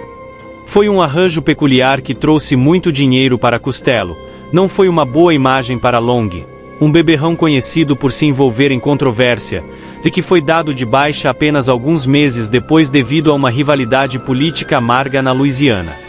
O negócio das máquinas caça-níqueis continuou em Nova Orleans, com Phil Castell o administrando para Costello no local. Se acredita que tenha rendido mais de $1 milhão em alguns bons anos, até que foi gradualmente encerrado pelas autoridades estaduais a partir de 1951. Apenas um ano depois de instalar suas lucrativas máquinas caça-níqueis em Nova Orleans, Costello subiu na hierarquia da família Luciano. No início de 1936, uma série de grandes operações foi lançada nos bordéis de Manhattan e outras partes de Nova York. Nos dias que se seguiram, ficou claro que o procurador especial do estado que supervisionou a operação, Thomas Dewey, estava principalmente visando Luciano. Acusações foram feitas e Charles foi encontrado escondido em Arkansas. Enviado de volta para Nova York, ele foi imediatamente julgado e condenado semanas depois por favorecer a sacanagem. O julgamento se tornou um caso maior do que as acusações justificavam, com Dewey efetivamente processando um caso de que Luciano estava envolvido em atividades mafiosas sérias nos últimos 20 anos. Quando a sentença foi proferida, ele recebeu de 30 a 50 anos de prisão. Enviado para a prisão de Dannemora, no estado de Nova York, Vito Genovese foi escolhido para atuar como chefe da família Luciano, enquanto Charles apelava de sua sentença. Na realidade, Genovese estava agora no comando, mas ele também logo foi investigado, e, na primavera de 1937, fugiu dos Estados Unidos para a Itália, devido à possibilidade de acusações de quedas relacionadas a um incidente em 1934. Com essa extraordinária sequência de eventos, Costello se viu inesperadamente assumindo o papel de chefe interino da família Luciano no meio de 1937. Como chefe interino da família Luciano, Costello trouxe uma abordagem diferente da de muitos outros mafiosos italianos das décadas de 1920 e 1930. Embora tenha começado como um bandido de baixo nível no final dos anos 1900 e 1910, Costello amadureceu ao longo dos anos e se tornou um empresário consumado. Ao contrário de Genovese e de muitos outros chefes das famílias de Nova York que o seguiram ao longo do século XX, ele acreditava que os negócios deveriam ser conduzidos de maneira discreta e silenciosa. Ele também não gostava do caos, e mesmo no auge da disputa Castellammarese em 1930, ele aconselhou Masseria repetidamente a buscar termos de paz com Maranzano, mas sem sucesso. Sua abordagem a partir de 1937 espelhou isso. Ele manteve as pessoas na linha e desenvolveu os já bem estabelecidos vínculos políticos da máfia com os políticos operando fora de Tammany Hall, a máquina política que dominava a política de Nova York desde meados do século XIX. Um sinal dessa abordagem discreta seria visto no final dos anos 1940, quando ele efetivamente tentou proibir seus subordinados de venderem tóxicos, acreditando que isso eventualmente traria muita atenção governamental e policial sobre eles. No entanto, sempre haviam problemas a serem resolvidos, e em 1937, ele fez de Willie Moretti, um amigo seu desde que eram adolescentes juntos no Last Side, seu segundo em comando. Mas dentro de alguns anos, as ações de Moretti se tornaram problemáticas, pois ele começou a sofrer de sífilis avançada, a mesma condição que reduziu Al Capone a capacidade mental de uma criança antes do seu fim em 1947. Eventualmente, muitos anos depois, Moretti teria que ser dado de baixa antes que revelasse qualquer coisa à polícia, à medida que sua conduta se tornava cada vez mais perigosa. Grande parte do tempo de Costello como chefe interino da família Luciano foi dominado pela situação peculiar que os eventos mundiais mais amplos colocaram a máfia italiana durante a primeira metade dos anos 1940. Em 1937, os japoneses lançaram uma invasão de grande alcance no leste da China, que viu os principais portos serem ocupados até meados dos anos 1940. A China havia sido a principal fonte de ópio que chegava aos Estados Unidos para processamento por décadas, e com isso, novas rotas comerciais foram cultivadas, particularmente a conexão francesa, através de fábricas na ilha de Córcega e na cidade portuária francesa de Marsella. Costello esteve envolvido na supervisão desse período de transição. Então, no outono de 1939, a Europa foi atingida pelo caos quando a Alemanha Nóia invadiu a Polônia, iniciando a Segunda Grande Treta Mundial. Os Estados Unidos só lucravam vendendo equipamentos bélicos para o conflito, até serem atacados pelos japoneses em dezembro de 1941. Nos meses que se seguiram, o governo do presidente Franklin Delano Roosevelt se comprometeu a derrotar os alemães antes de se concentrar na disputa no Pacífico contra os japoneses.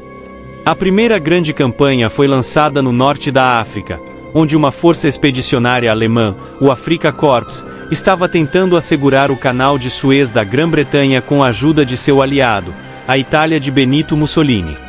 Na primavera de 1943, os aliados ocidentais haviam praticamente expulso os alemães e italianos do norte da África e começaram a se preparar para uma invasão da Sicília e do sul da Itália, abrindo uma frente sul na Europa. Enquanto faziam isso, o governo dos Estados Unidos começou a considerar como a máfia italiana, cujos muitos líderes, como Costello, Luciano e Genovese, nasceram na Itália e ainda tinham contatos lá, poderiam ser úteis nas próximas ofensivas contra o regime fascista no velho país. O que é informalmente conhecido como Operação Submundo começou na primavera de 1942, quando Luciano foi transferido para uma prisão mais confortável perto de Nova York, e a máfia italiana estadunidense começou a cooperar com o governo. Luciano estava aparentemente sendo o centro na criação de laços entre o governo e a máfia siciliana, o que ajudou na rápida conquista da Sicília no verão de 1943. Costello, no entanto, estava principalmente engajado em auxiliar a administração em Nova York, onde havia um interesse considerável em gerenciar os sindicatos e o porto de maneiras que beneficiassem o governo. Ninguém precisava de problemas trabalhistas ocorrendo no meio de uma disputa mundial, ou espiões se infiltrando através de um dos maiores portos do país. O arranjo envolvia figuras como Costello visitando Luciano regularmente uma vez que ele foi transferido para a prisão de Great Meadows, e ali eles lhe forneciam informações que Luciano então repassava a agentes federais, que vinham e consultavam com ele. Costello parecia ser particularmente útil em passar informações sobre desenvolvimentos em Long Island. Exatamente o quão útil qualquer uma dessas informações foi, e olha que deve ter sido muito, ainda assim permanece um ponto de debate. Mas foi considerado significativo o suficiente para que, quando Luciano solicitou a liberdade condicional no final da disputa, sua solicitação foi concedida com a estipulação de que ele deveria ser deportado dos Estados Unidos de volta para a Itália. Luciano foi liberado e enviado de volta em fevereiro de 1946.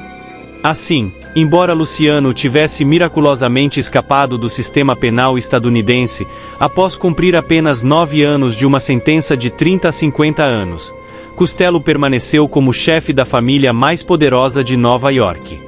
No verão de 1945, enquanto a treta na Europa chegava ao fim e os aliados estavam transferindo sua atenção para o Teatro do Pacífico e o conflito contra o Império Japonês, Vito Genovese foi informado na Itália de que seria enviado de volta para Nova York, onde seria processado por ordenar a queda de um associado, Ferdinand Boxia, em 1934. Ele havia estado sob prisão na Itália por meses, sob acusações de contrabando no mercado negro, e agora soube que enfrentaria a outra acusação em Nova York. Retornado à América, ele rapidamente conseguiu minar o caso ao mandar eliminar várias testemunhas-chave. Sua liberação da prisão em junho de 1946 criou um problema. Costello estava no comando há quase uma década, e com Luciano de volta à Itália, era o chefe de fato da família Luciano. Mas ele havia assumido o cargo de Genovese, quando ele fugiu dos Estados Unidos em 1937. Como tal, havia um argumento a ser feito para que Costello devolvesse o poder às mãos de Genovese. Costello, no entanto, não fez isso.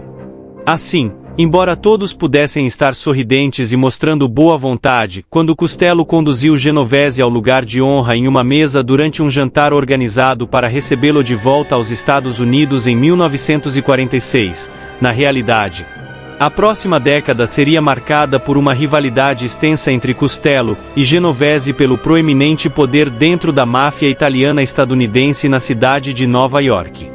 Havia um tempo em que Luciano poderia ter se reconstituído.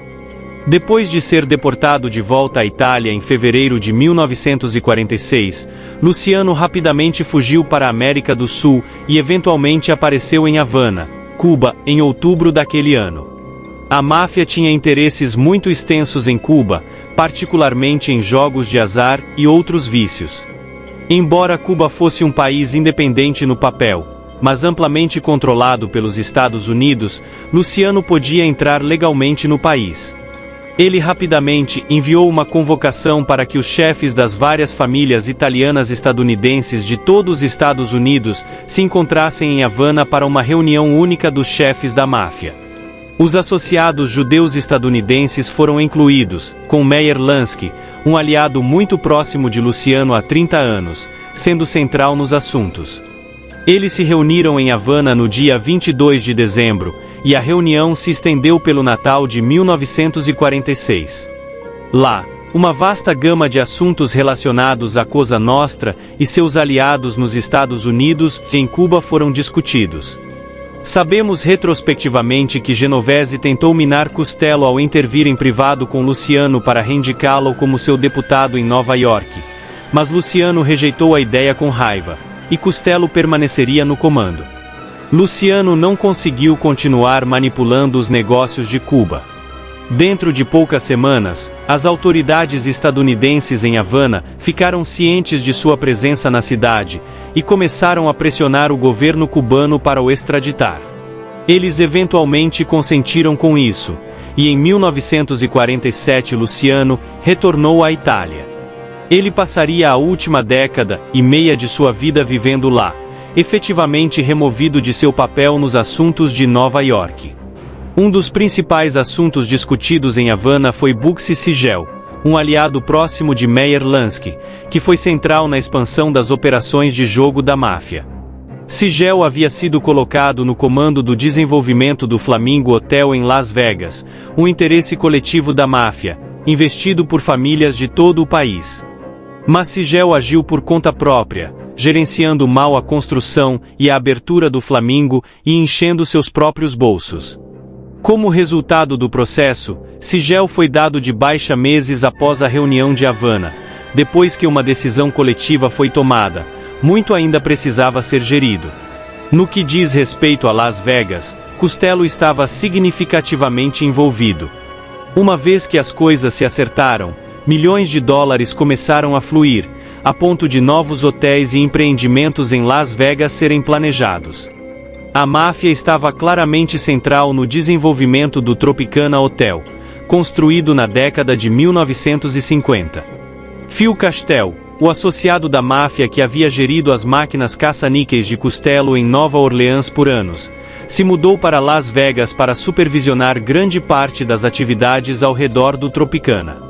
Anos depois, quando Costello foi baleado em Nova York, a influência da máfia na cidade continuava firme, com Costello permanecendo uma figura central na expansão e controle dos interesses da máfia em Las Vegas. A polícia encontrou um bilhete no bolso do casaco de Costello que detalhava os ganhos do Tropicana e mostrava sua centralidade nos assuntos em Las Vegas, embora não pudesse ser provado que ele estivesse envolvido em atividades ilícitas lá.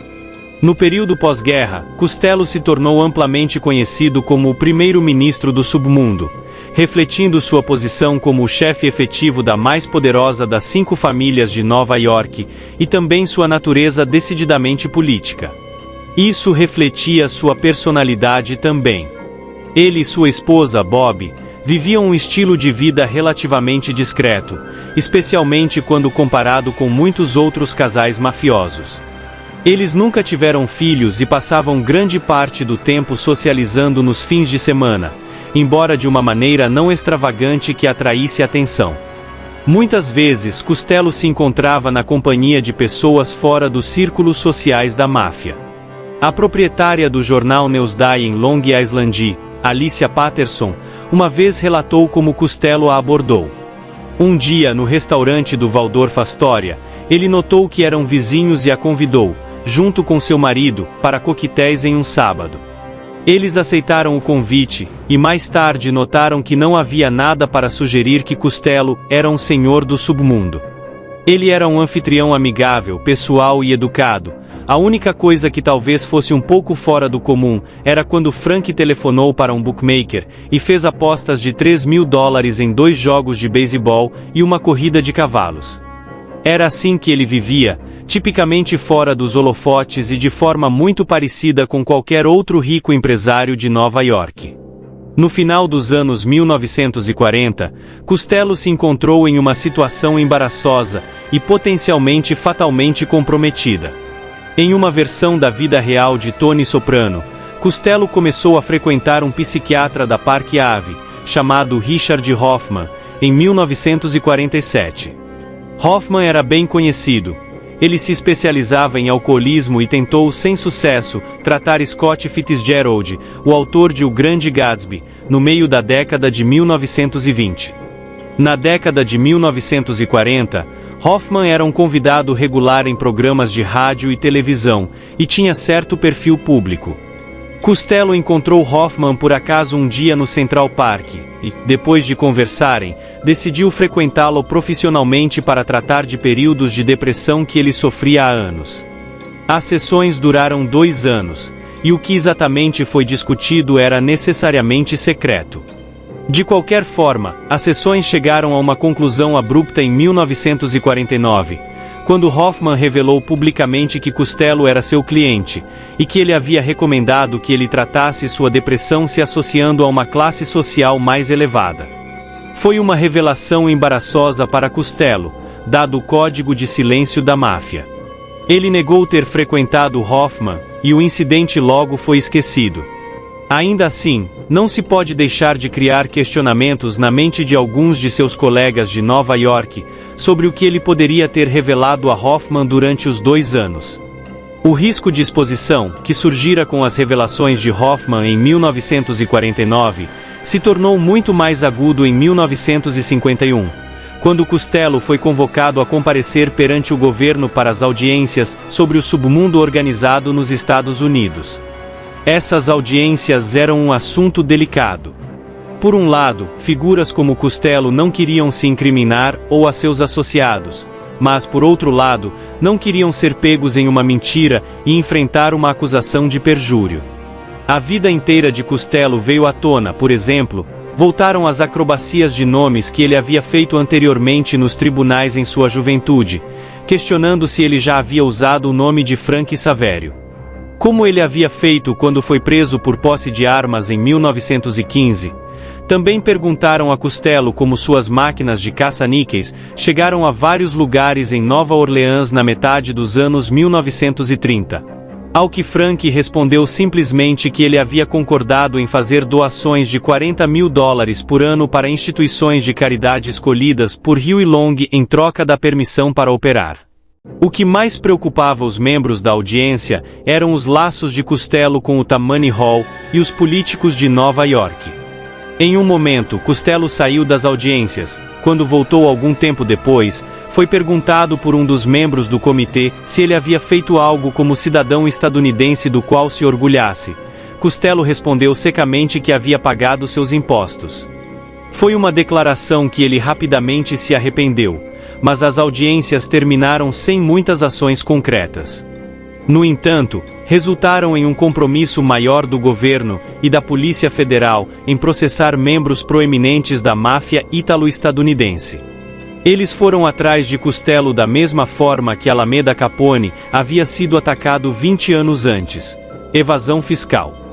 Em 1952, logo após sua aparição nas audiências, foram tomadas medidas para acusá-lo de evasão fiscal e para retirar sua cidadania estadunidense. Nos meses seguintes, conseguiram compilar um dossiê que sugeria que ele não havia pago impostos sobre centenas de milhares de dólares em ganhos que poderiam ser precisamente vinculados a Costello, enquanto alguns de seus negócios foram descobertos com irregularidades financeiras em seus livros contábeis. A acusação foi instaurada, e no final, Costello foi condenado, em 1954, a 5 anos de prisão por seus problemas fiscais. No entanto, ele não foi imediatamente detido. Por se tratar de uma condenação por um ato não violento, ele conseguiu permanecer em liberdade, enquanto sua equipe de advogados começava a apelar da decisão. Essa ameaça pairava sobre ele durante grande parte da década de 1950, sempre esperando para saber quando ele teria que ir realmente para a prisão por um período de tempo. Na primavera de 1956, toda a equipe jurídica de Costello havia esgotado suas opções. Em um último esforço desesperado para evitar a prisão, seus advogados apresentaram uma petição marcante. Seu cliente, afirmavam, era um homem idoso que estava sofrendo de uma úlcera estomacal grave, o que era verdade, e de um tipo fatal de câncer, o que era uma completa invenção. Colocá-lo na prisão por evasão fiscal foi extremamente cruel nessas circunstâncias, argumentaram seus advogados, e pediram que as acusações contra Costello fossem retiradas. Em troca, ele sairia voluntariamente dos Estados Unidos. Essa era uma oferta significativa. Embora nascido na Itália, Costello nunca conhecera outra coisa além de Nova York, onde havia vivido desde os 4 anos de idade. Presumivelmente, ele pretendia voltar ao velho país, onde Luciano e muitos outros haviam acabado após seu tempo nos Estados Unidos. Em todo caso, a oferta não foi aceita. Consequentemente, em 14 de maio de 1956, ele se entregou e foi enviado à penitenciária estadual de Atlanta, na Geórgia, para cumprir sua sentença. Ele rapidamente contratou um novo advogado, Edward Bennett Williams, que conseguiu entrar com um recurso, mostrando que algumas das provas coletadas contra Costello haviam sido obtidas de forma ilegal. Assim, em março de 1957, ele saiu da prisão após cumprir apenas 10 meses de sua sentença de 5 anos. A condenação de Costello por evasão fiscal e sua breve prisão convenceram Genovese de que finalmente ele iria assumir o controle da família mais poderosa de Nova York. Quando isso foi frustrado e Costello foi liberado, Genovese decidiu agir de outra forma.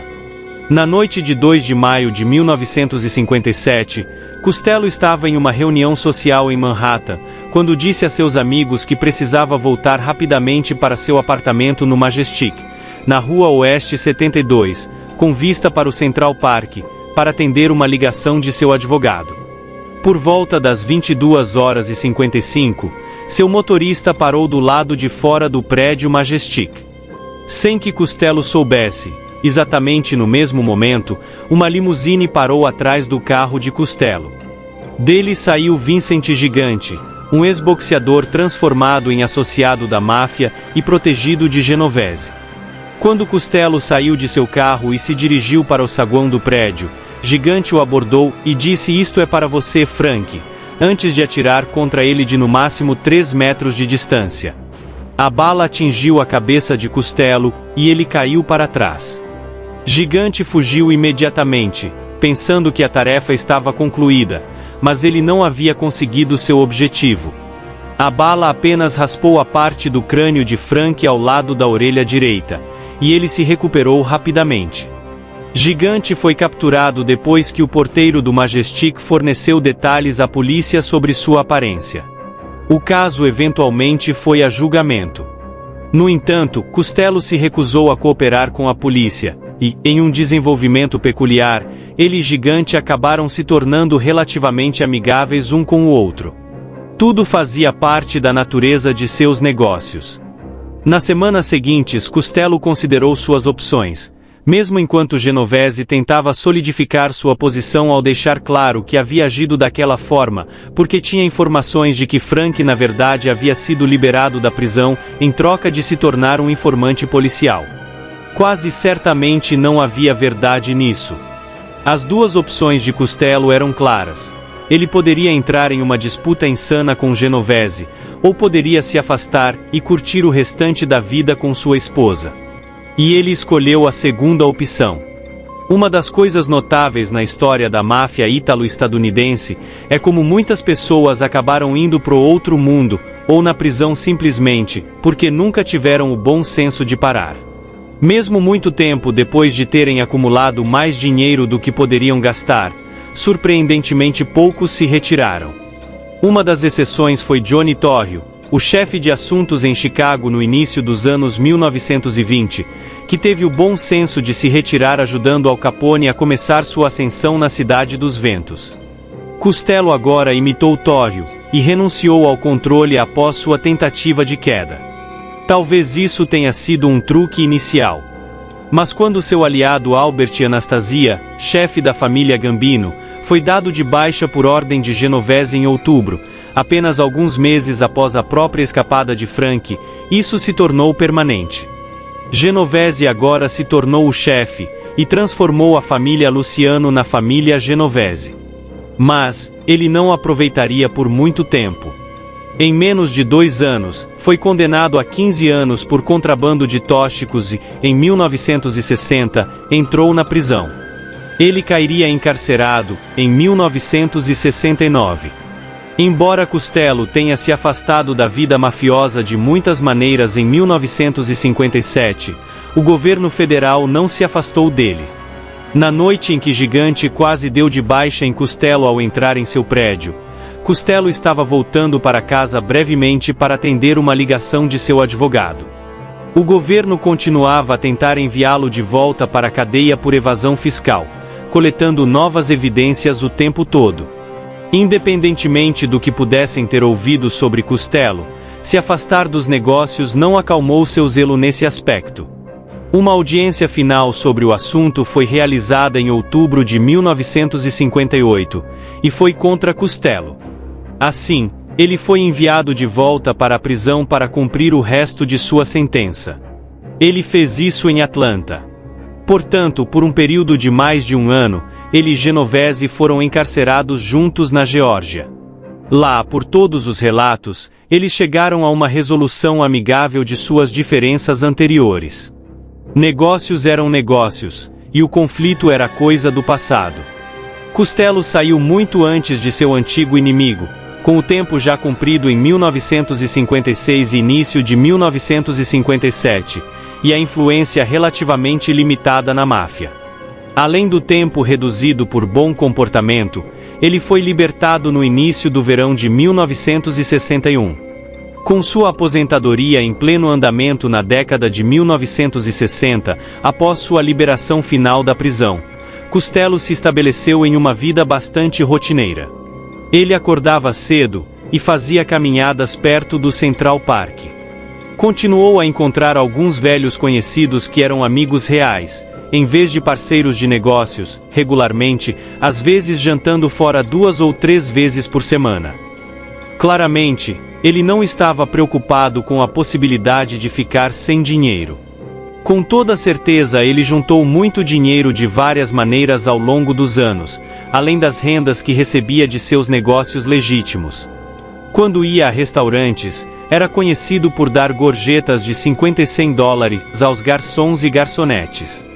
Sorte de quem conseguisse isso na década de 60. Nos fins de semana, ele e sua esposa, Bob, saíam da cidade para sua outra casa. Lá, uma das principais preocupações de Costello era seu jardim, no qual investia muita energia. No geral, era o tipo de aposentadoria que poderia ser esperada de alguém que havia aprendido a tratar a vida na máfia inicialmente como uma profissão, e não como um estilo de vida. Quando foi chamado a depor em 1970 sobre o jogo na área de Nova York, Costello respondeu às perguntas com calma, e aparentemente sem esconder nada. A verdade era que não havia mais nada a esconder. Exceto por algumas ocasiões em que um antigo conhecido mafioso procurava por conselhos, ele havia essencialmente deixado tudo para trás. E a polícia precisava procurar respostas em outro lugar. No dia 7 de fevereiro de 1973, em sua casa com vista para o Central Park, Costello sofreu um ataque cardíaco que induziu uma convulsão. Foi levado ao hospital, onde os médicos acharam que seu estado não era muito grave, mas decidiram mantê-lo internado por um tempo, já que ele era um homem na casa dos 80 anos e não podiam ser muito cuidadosos. Enquanto estava lá, Costello contatou Peter Marsh, um escritor que havia entrado em contato com ele anteriormente sobre escrever sua história de vida em um livro. Era um período de enorme interesse público nas vidas da geração de mafiosos de Costello, e pouco mais de 1 ano depois, um livro alegando constituir o último testamento de Charles Luciano seria publicado. O último testamento do mafioso nunca seria escrito. Ele sofreu outro ataque cardíaco na manhã de 18 de fevereiro, que acabou com ele. O New York Times publicou seu obituário na capa do dia seguinte, o chamando de primeiro-ministro do submundo. Um pequeno funeral foi realizado alguns dias depois, com pouco mais de 50 pessoas presentes, conforme a viúva de Costello, Bob, havia solicitado que não fosse assistido por centenas de associados da máfia. Ele foi enterrado em Queens. Costello pode ter sido o mais astuto de todos os chefes mafiosos que se destacaram durante a Proibição e dominaram a máfia até os anos 1960. Mesmo enquanto se aposentava, as autoridades começaram a investigar suas atividades com maior intensidade, com audiências do Senado organizadas para convocar figuras como Genovese a depor sobre o papel dos sindicatos do submundo organizado em 1963. Joseph Valachi apresentaria evidências surpreendentes diante dessas audiências, revelando em detalhes pela primeira vez a existência de um comitê mafioso nacional ítalo-estadunidense, que existia há décadas e que era governado por uma comissão de chefes desde a época da Proibição. Embora os dias de glória tenham continuado até certo ponto nos anos 1970, a década de 1980 foi o ponto de virada, com o papel da máfia em Las Vegas praticamente chegando ao fim. E uma enorme quantidade de prisões e acusações bem-sucedidas de figuras importantes em muitas cidades foram realizadas, frequentemente porque tantos associados da Cosa Nostra estavam sendo indiciados por graves acusações de contrabando e se tornando testemunhas do Estado. Embora a máfia continue poderosa nos Estados Unidos hoje, ela é uma sombra do que foi entre as décadas de 1920 e 1950, quando Costello estava no centro de seus negócios. Frank Costello foi indiscutivelmente uma das figuras mais significativas na história da máfia italiana em terras estadunidenses, embora tenham existido muitos indivíduos importantes desde o final do século XIX. A geração de mafiosos que amadureceu em Nova York na década de 1920 e da qual Costello, Luciano e Genovese foram figuras centrais, foi sem dúvida a mais influente na formação e no fortalecimento da organização, a tornando tão poderosa no período pós-guerra. Entre eles, Costello sempre foi notado por sua inteligência, enquanto Luciano fez de Genovese seu segundo em comando na família Luciano.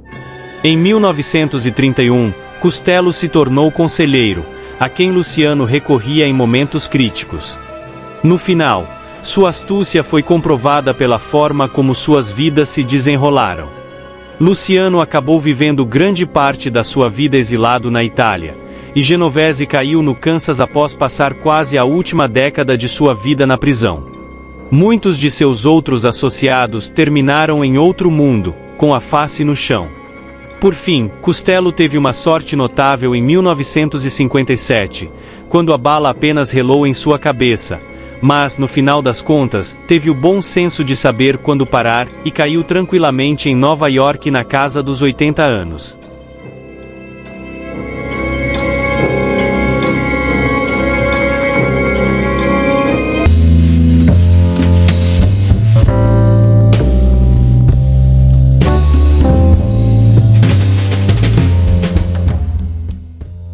Salve família! E assim, chegamos ao fim de nossa jornada pela vida de Frank Costello, o homem que navegou pelas águas traiçoeiras do submundo organizado com inteligência e discrição. Ele sobreviveu a disputas por poder, tentativas de queda e a perseguição implacável das autoridades. Costello é um exemplo raro de alguém que soube a hora certa de se afastar, vivendo seus últimos anos em relativa paz, longe do caos que marcou sua ascensão. Enquanto muitos de seus contemporâneos encontraram destinos trágicos, Costello conseguiu algo quase inédito no mundo da máfia: uma aposentadoria relativamente tranquila. Ele passou seus últimos dias cuidando de seu jardim, caminhando pelo Central Park e apreciando os prazeres simples da vida ao lado de sua esposa. Uma prova de que, às vezes, a astúcia e a discrição podem superar o caos. Frank Costello deixou um legado complexo, marcado tanto por suas atividades ilícitas, quanto por sua capacidade de evitar a queda que tantos outros enfrentaram. Ele foi, sem dúvida, uma das figuras mais intrigantes e estratégicas da história da máfia estadunidense. Obrigado por assistir a este vídeo. Se você gostou, não se esqueça de deixar um like e se inscrever no canal para mais histórias fascinantes. Deixe também seu comentário abaixo sobre o que você achou de Frank Costello. Ele foi realmente o chefe mais inteligente da máfia? Ou apenas o mais sortudo? Eu quero saber sua opinião. E não se esqueça de conferir nossos outros vídeos sobre figuras notórias do submundo e suas histórias intrigantes. Até a próxima!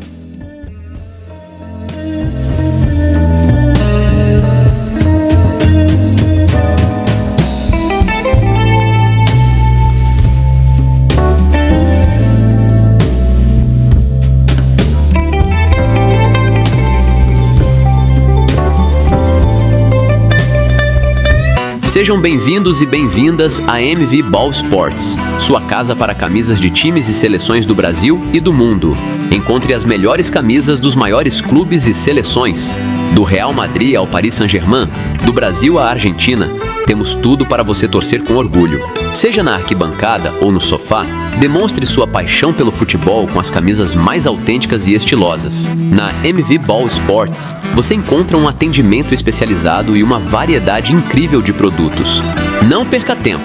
MV Ball Sports, seu destino para camisas de times e seleções do futebol brasileiro e mundial.